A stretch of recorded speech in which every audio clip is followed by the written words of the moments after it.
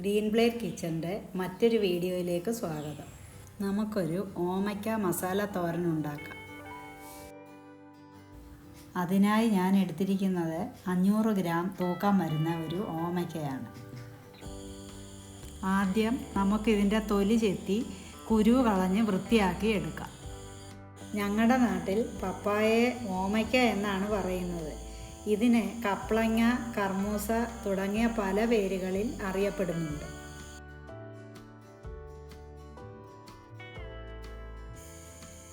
കഴുകി വൃത്തിയാക്കിയ ഓമയ്ക്ക ചെറിയ കഷ്ണങ്ങളാക്കി അരിഞ്ഞെടുക്കാം.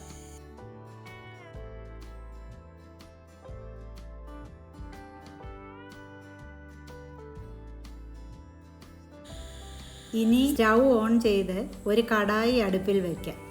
3 ടേബിൾ സ്പൂൺ വെളിച്ചെണ്ണ അതിലേക്ക് ഒഴിക്കാം. ചൂടായ വെളിച്ചെണ്ണയിലേക്ക് 1/2 ടീസ്പൂൺ കടുക് ഇടാം. കടുക് പൊട്ടി വരുമ്പോൾ 3 ഉണക്കമുളക് കൂടി ഇതിലേക്കിടാം.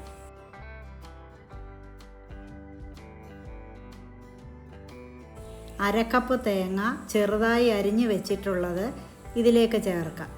തേങ്ങയ്ക്ക് ഒരു ചെറിയ ബ്രൗൺ നിറം വരുമ്പോൾ ചെറുതായി അരിഞ്ഞ 8 ചെറിയ ഉള്ളി കൂടി ഇതിലേക്കിടാം. മീഡിയം സൈസ് ഒരു സവാള ചെറുതായി അരിഞ്ഞത് കൂടി ചേർത്ത് നമുക്കിതൊന്ന് ഇളക്കാം. 2 തണ്ട് കറിവേപ്പില കൂടി ചേർക്കാം. ഏകദേശം 2 മിനിറ്റ് കൊണ്ട് നമ്മളുടെ സവാളയും ചെറിയ ഉള്ളിയും വഴന്നു വന്നിട്ടുണ്ട്. ഇതിലേക്ക് 1/4 ടീസ്പൂൺ മഞ്ഞൾപ്പൊടിയും 1 ടേബിൾ സ്പൂൺ മല്ലിപ്പൊടിയും 1 ടേബിൾ സ്പൂൺ മുളക് പൊടിയും കൂടി ചേർത്തിളക്കാം. ഞാനിവിടെ എടുത്തിരിക്കുന്നത് കാശ്മീരി മുളക് പൊടിയാണ്. നിങ്ങളുടേത് എരിവുള്ള മുളക് പൊടിയാണെങ്കിൽ അതിനനുസരിച്ച് ചേർത്താൽ മതി. ഇനി നേരത്തെ അരിഞ്ഞു വെച്ച ഓമയ്ക്ക ഇതിലേക്കിടാം.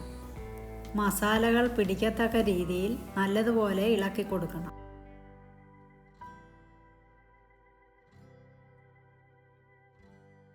പൊടിച്ചു വെച്ച മസാല കൂട്ടുകൂടി ചേർക്കാം. 1 ടീസ്പൂൺ പെരിഞ്ജീരകവും 1 വലിയ ഏലക്കയും 4 കുരുമുളകും കൂടി പൊടിച്ചതാണിത്. 1/4 കപ്പ് വെള്ളം ഇതിലേക്കൊഴിക്കാം. 1 ടീസ്പൂൺ ഉപ്പ് കൂടി ചേർക്കാം. ഉപ്പിൻ്റെ അളവ് നിങ്ങളുടെ ടേസ്റ്റിനനുസരിച്ച് ക്രമീകരിക്കുക.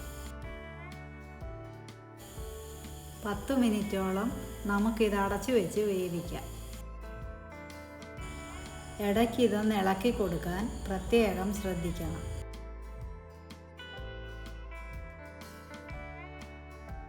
വെന്ത് വരുമ്പോഴേക്കും നമുക്ക് ഇതിനുള്ള അരപ്പ് തയ്യാറാക്കാം.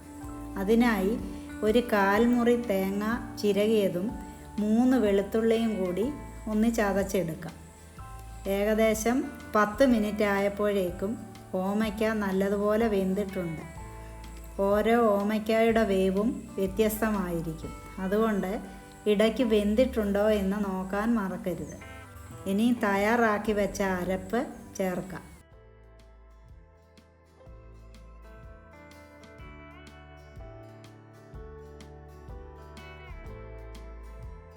ഇതിലേക്ക് കുറച്ച് കറിവേപ്പിലയും മല്ലിയിലയും കൂടി ചേർത്ത് നല്ലതുപോലെ ഇളക്കാം.